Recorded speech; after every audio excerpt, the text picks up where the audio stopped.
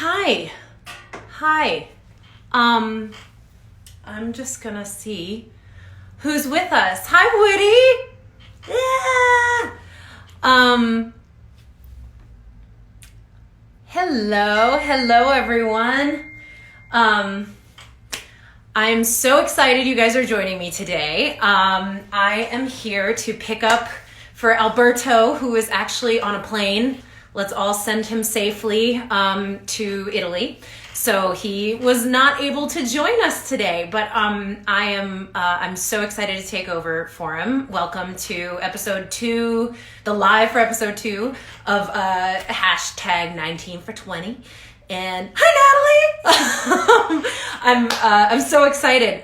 Today we're gonna have on. I invited my old friend Pali Makam, who is a media activist, and I'm so excited to have her on. I'm sure she'll be here any second.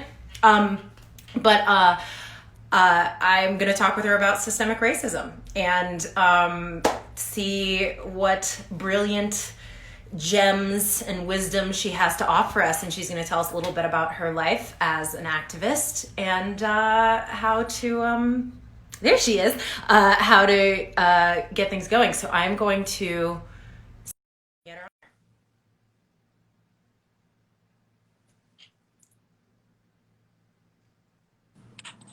Hi! Hi. Okay. For those of you guys, well, none of you really know this unless you went to school with us. Shout out to lab school. Lab school. Pollock and I went to school together from 3rd grade through 10th grade. And we are now, we both went to NYU and both live in Brooklyn. Yes. Before I came out here, but I still am usually based there, but we never have seen each other in the last 15 years. It's so crazy. Hi, Barrett. Hi, I'm so excited you're here. Thank you for coming. I'm so happy. I mean, social media is awesome because I kind of feel like I've been connected to you, but I know. When you invited me to do this, I was trying to think back on when we first met, and the first memory that comes to mind was going to one of your epic sleepover birthday parties in You lived in Beverly, right? Yeah. And I remember your mom used to do this thing where everyone would do this treasure hunt, and some of the things had a dollar bill in it. Am I making this up? Yeah. Yes. You would stash coins and dollar bills. That has stuck with me for way longer than that, 20 years. Oh my God, that's awesome. Yeah. I'm so glad that's one of the things you remember. I remember going to your house for sleepovers. How's your family? They're good. I haven't seen them in so long because of all of this. I'm sure you have you gotten to see your family? No, my mom is stuck in Minnesota, so I haven't seen anybody. It's really, really sad. But so what we're here for today is we're going to talk a little bit about systemic racism. And we started off the week this week with a video from my buddy Alberto, who basically told us what a huge topic this is. So this is it covers so much. And one of the things that he really wanted to emphasize was that it exists, right? People seem to have a really hard time wrapping their brain around the existence of systemic racism and the fact that some of the ways we look at people and our biases are occasionally based in these systems that are already put in place. It's what comes first, the chicken or the egg? So I would say systemic racism, if I sort of use what Alberto said in my own reading and research and all that stuff, is the ways in which our social and governmental and political systems are impacted by, and then in turn impact race relations and equality in this country. Yes, I would totally. Yeah. How do you? So I watched that video. That was a great video, by the way. But I think that it's so hard for people to understand what systemic racism is because it's so covert, right? It's easy to understand the overt racism, right? People have this understanding that racism is always interpersonal, right? And that it's always the KKK or someone screaming a racial obscenity. But actually, I think the more pervasive racism and the more violent racism in some ways is the systemic racism. It's the racism that you see in every institution in the country that disproportionately affects people of color, but specifically Black Americans. You know, we see it in the wealth gap, housing discrimination, education gap.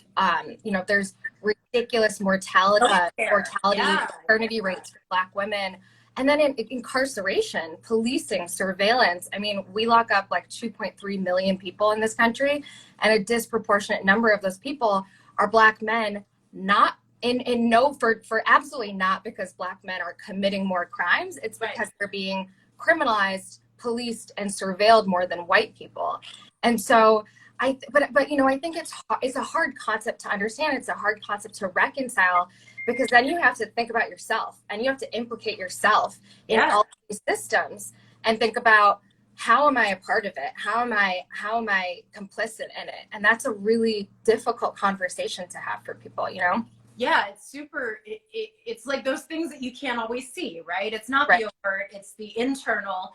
It's, you know, what happens when we vote and our votes are underrepresented? What happens when we go to the doctor and maybe in one small communication, you go home and you're still sick and you haven't been treated because someone didn't believe that you were in pain, or someone wasn't listening to you, or was only looking for diseases that Black people have, or whatever. You know, that there are so many ways in which this impacts day-to-day life of all people. You know, I sort of liken it, you know, a lot of these issues are so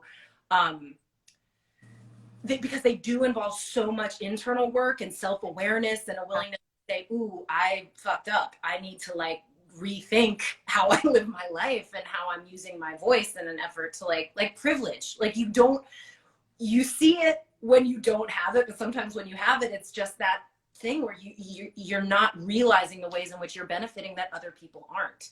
And we will get into white privilege and privilege itself in a couple weeks, but it's a big topic. Yeah, I think you're exactly right. And I think that, you know, just to bring it to this current moment, I think that one of the reasons, because I was thinking about this and I was watching that video, and I think that one of the reasons that the George Floyd video really affected so many people, and affected people who are, you know, would probably consider themselves liberal, is because it's not just one police officer, right? I think that would be an easier narrative for people to understand if it was one white police officer killing an unarmed Black man. But there's 4 police officers, 3 other police officers present, and they were not all white men. Yeah. To me, that just visualized and symbolized how ingrained and deeply embedded racism is into the institution of policing. And I think that I'm more familiar with how systemic racism manifests in policing and the criminal justice system, but I'm sure we could see that in all of these other institutions too. And it's like, it's so deeply embedded, and it's hard to go there and think about it and think about how could an Asian man who's also a minority be complicit in the death and the murder of George Floyd. But it's because of how deep the racism is within the policing structure. Yeah.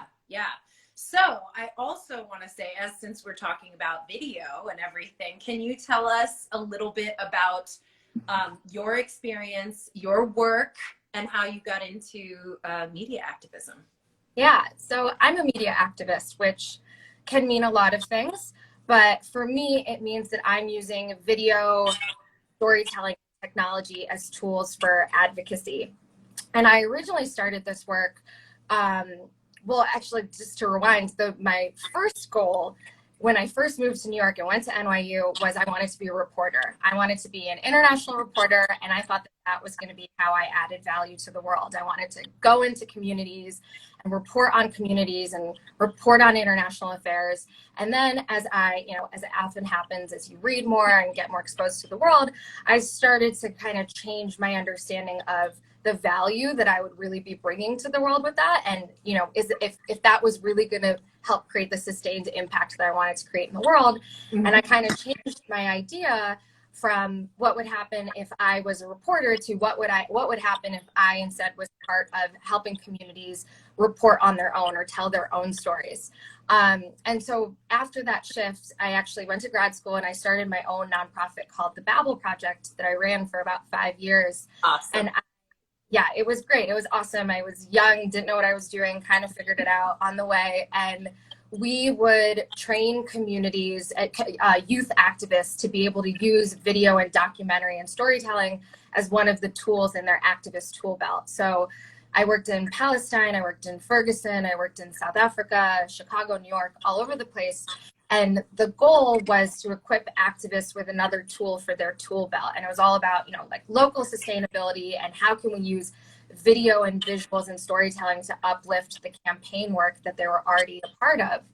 And so I did that for a handful of years, and it's such a privilege to be able to travel and to learn from activists and organizations around the world. But then 2014 happened, and Eric Garner was killed, and Mike Brown Jr. was killed, and it changed my life like it did for so many other people. And I no longer wanted to work overseas. I wanted to take everything that I learned and all the privileges that I'd had from traveling and meeting activists all over the place and work in the United States, in the country that I was born and raised in. And I think just like with systemic racism, it's hard. It's hard to confront this work in the country, in the city where you live, because you have to think about how you're implicated and how you've benefited from systems of oppression that you're trying to fight against. And so I transitioned my work back to the United States, and I eventually wound up at Witness, which is where I work right now on our US program. And Witness is a global human rights organization where we train community members, directly impacted folks, lawyers, advocates, to use video documentation to expose human rights abuse. So, we're exposing military, state actors, police, ICE, and then be able to use that video for advocacy purposes, but also as evidence in human rights court cases. That's incredible. That's incredible. I said this before, but I'm so blown away by all the work that you do. And I'm so incredibly impressed and inspired by you. So how do you even in the last 5 years, it feels like some things have really shifted. We've obviously had the election of Donald Trump, and then the increased issues surrounding immigration. And also we've seen, obviously the iPhone has been around for a long time, but sort of the explosion of social media and how even that has changed in a certain way, and how people are messaging in the past 5 years, 5 to 6 years. And how, have you seen, do you find that these tools are becoming increasingly important, right? Like giving people tools on how to communicate, how to spread messaging, and how to document anything, basically, as a tool. Do you feel like that's changed in the past couple of years? I absolutely think it's changed. If you look at 2014, Ferguson versus now, the current Black Lives Matter protests are by far the most documented protests probably in history. And, we're seeing how that changes things. People are not so quick to just believe a police report anymore.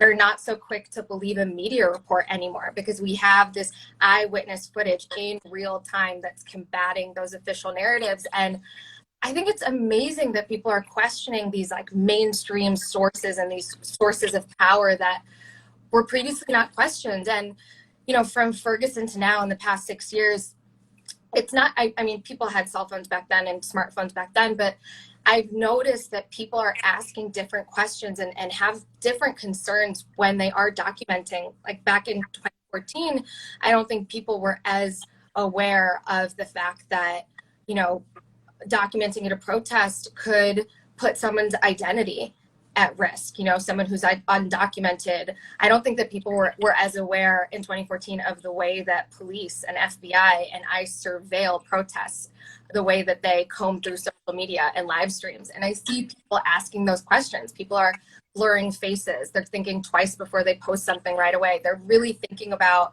their role as documenters. And not just that, but, you know, in 2015 and 2016, I had the chance to work in Ferguson with Mike Brown Jr.'s younger sisters. And I ran like a 3-month-long video advocacy workshop where they got to tell the story of Ferguson and of their brother from their perspective.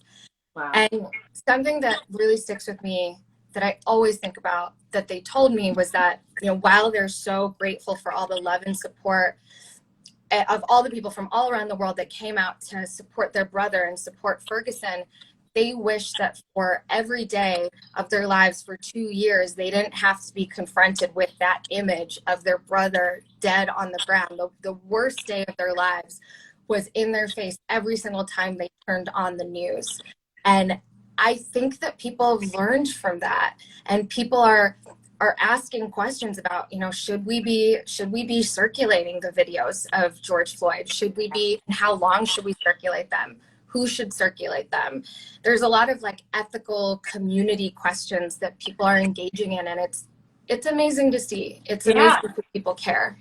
Well, it's, you know, there's what's both terrible and wonderful is that people can personalize this, right? There are so many people out here who you see protesting on their signs or in their posts that are like, this could have been me, this could have been my brother, this could have been my father, my, you know, sister, my daughter, you know, but there are the realities of these families become sort of thrown out for everyone to see. And as you said, it's the worst moment, the worst day, the worst year of these people's lives. And you, I was thinking about that too. I was talking to a friend who has friends and family who work in emergency services, and how their feelings about,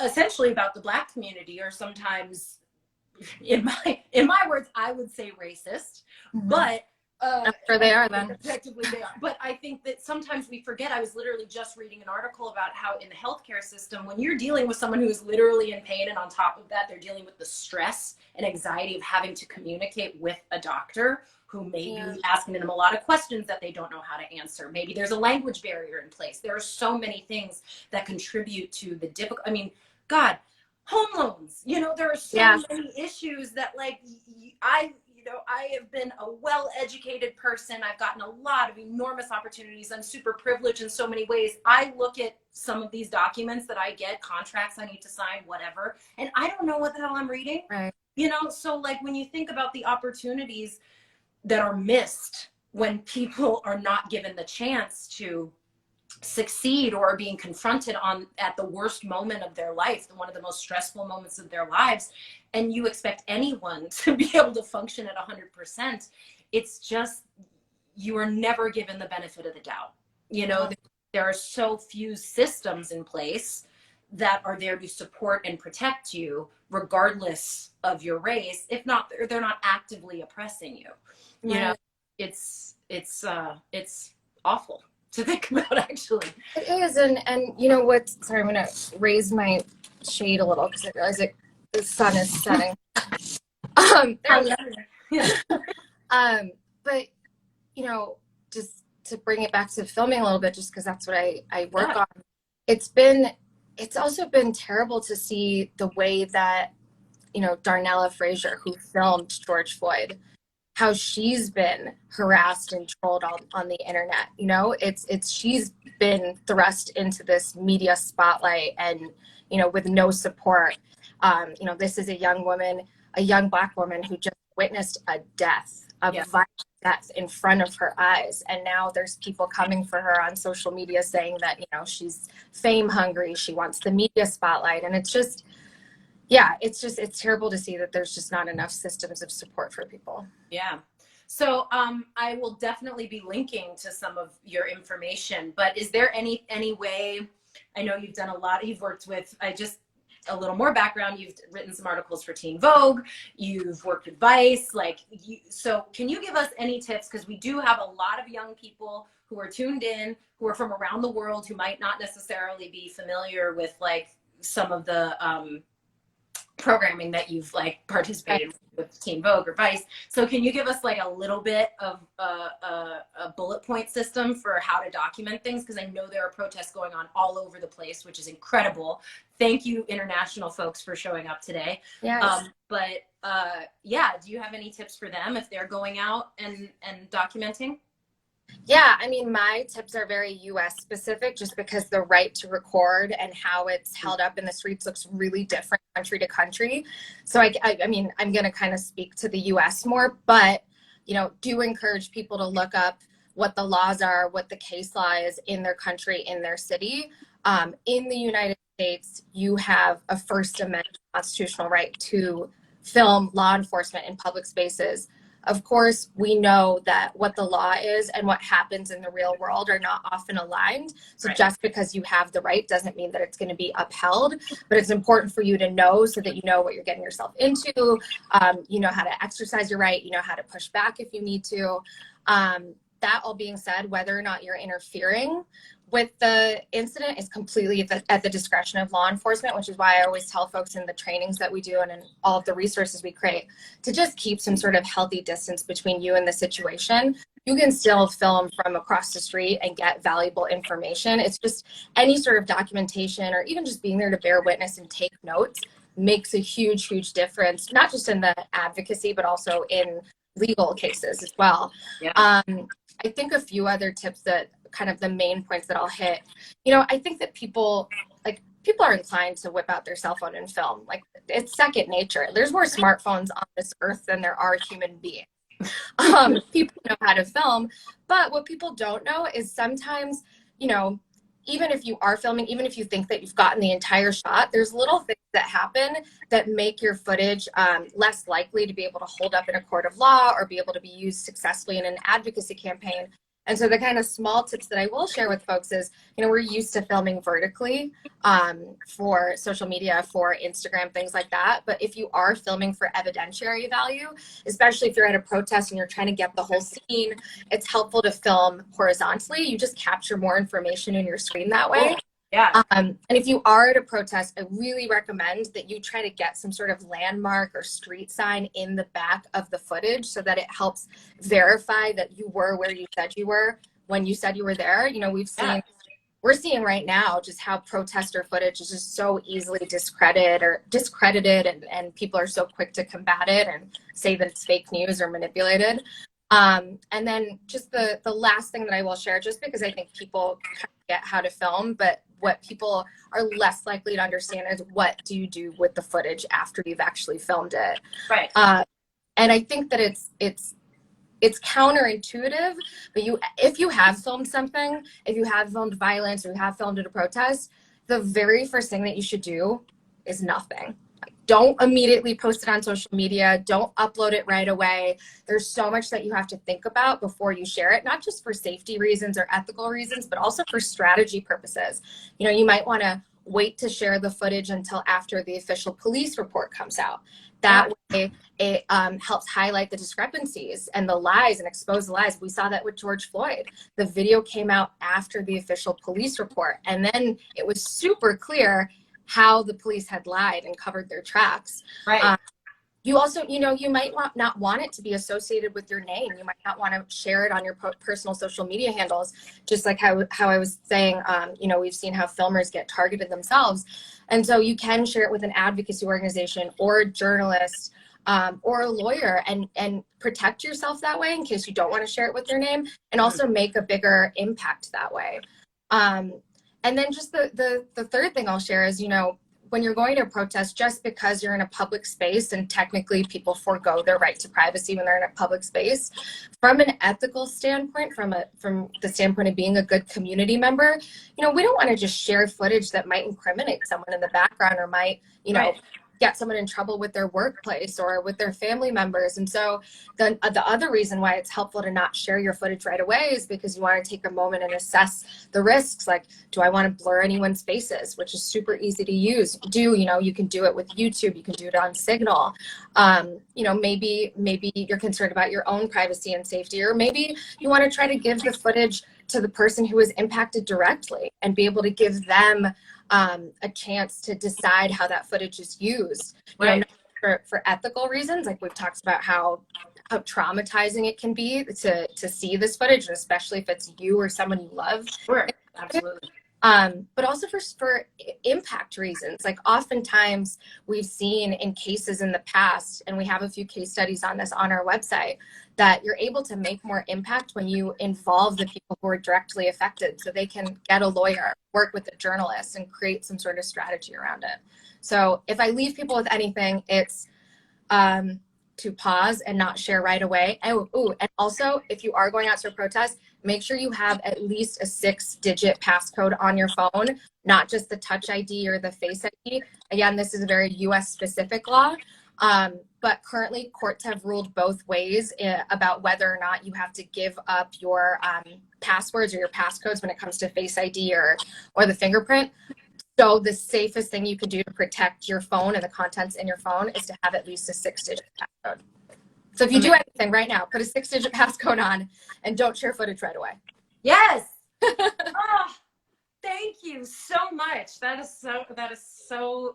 such great information. And it feels like regardless of, laws, it's nice for everyone to know, across the world. It's like, I'm so inspired. I'm so excited. Thank you. But yeah, we are a global organization. So I have colleagues who work in countries all over the world who have more regional specific information, especially about the laws. And all of our stuff is tip sheet form. It's all about access. It's, translated into multiple languages. Really accessible. Obviously, like I've been on your website. I follow you guys. I follow Witness on Instagram. So, but I'll post it anyway, you guys. Thank you. Yeah, I really, I would encourage everyone to check out Witness.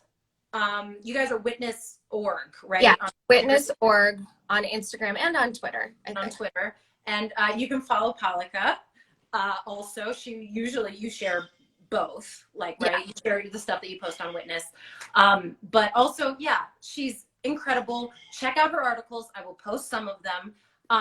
But just actually, can I ask you one more question? Of course.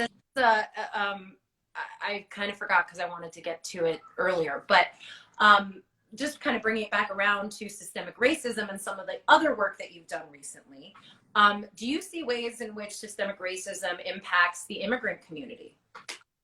I'm sure there's a million ways, but can you speak to that at all? No, I'm really glad you brought that up. So one of the other projects that I lead at Witness is called Eyes on ICE, and it's all about equipping immigrant communities to be able to document abuses by ICE and Border Patrol, and then actually use that footage to help fight their deportations. Yes.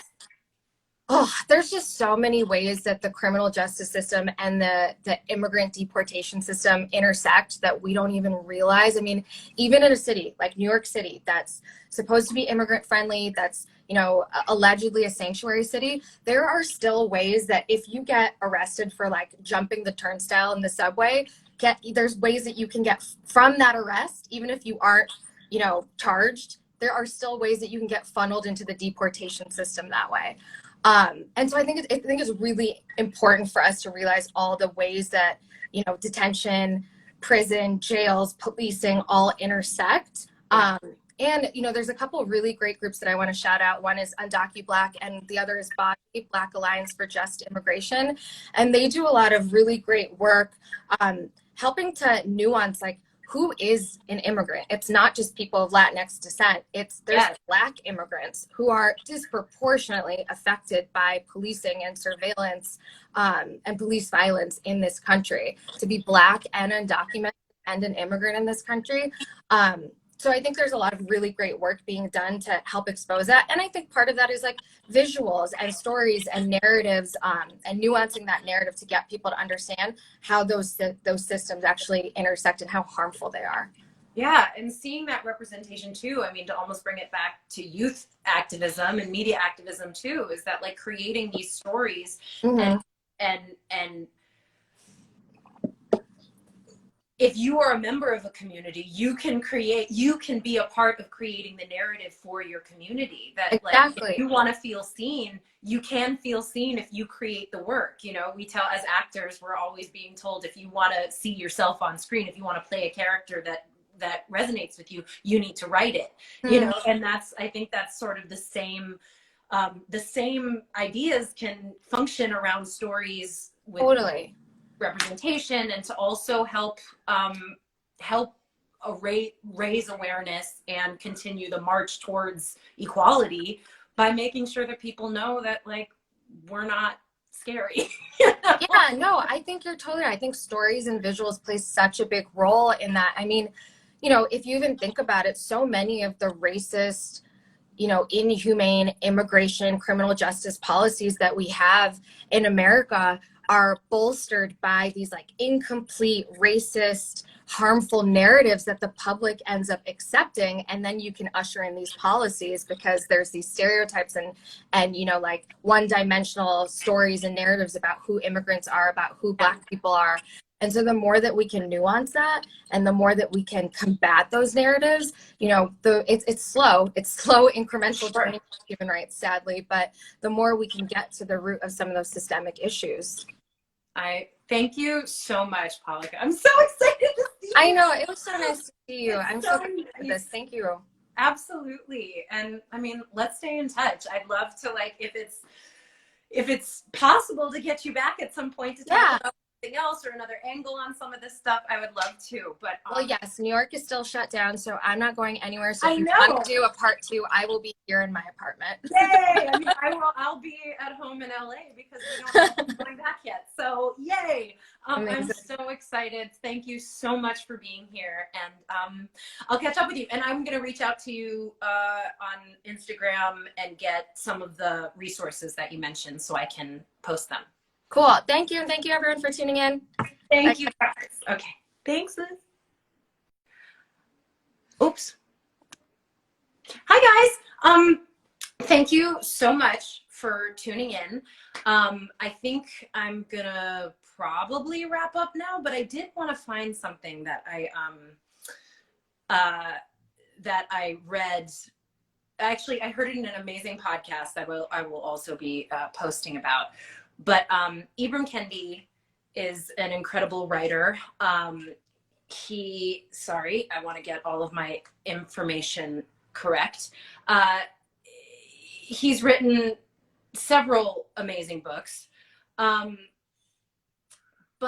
I came across a quote recently by him that's racist ideas do not lead to oppression, they result from it.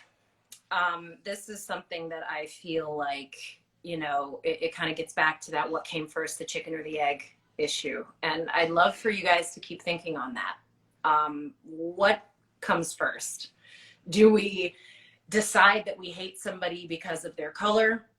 Or do we decide that we're different and then start structuring our society around the perceived differences that we think exist? So just keep that in mind and keep thinking and keep talking. That's sort of what all of this is about. Like, we struggle through it, we muddle through it, we all get confused. Sometimes we say things we don't mean and then we have to figure it out later. But I really want to encourage all of you guys to do your own research, do some reading, listen to some podcasts. It's such an easy way to ingest this information if you're not prone to reading as much as some of us are. But I'm going to repeat that quote again. Racist ideas do not lead to oppression, they result from it. So give that a thought, and tune back in, you guys. On Monday, Boris Kojo is coming through, and he's going to talk to us about defund the police and the movement around policing and potentially police abolition, or what are we talking about when we're talking about defund the police? So anyway, Boris is going to come through on Monday with that, and then I think he's going to do a live on Thursday, but I will confirm with him, and I'm sure he'll let you guys know in the video too. But thank you guys for tuning in today.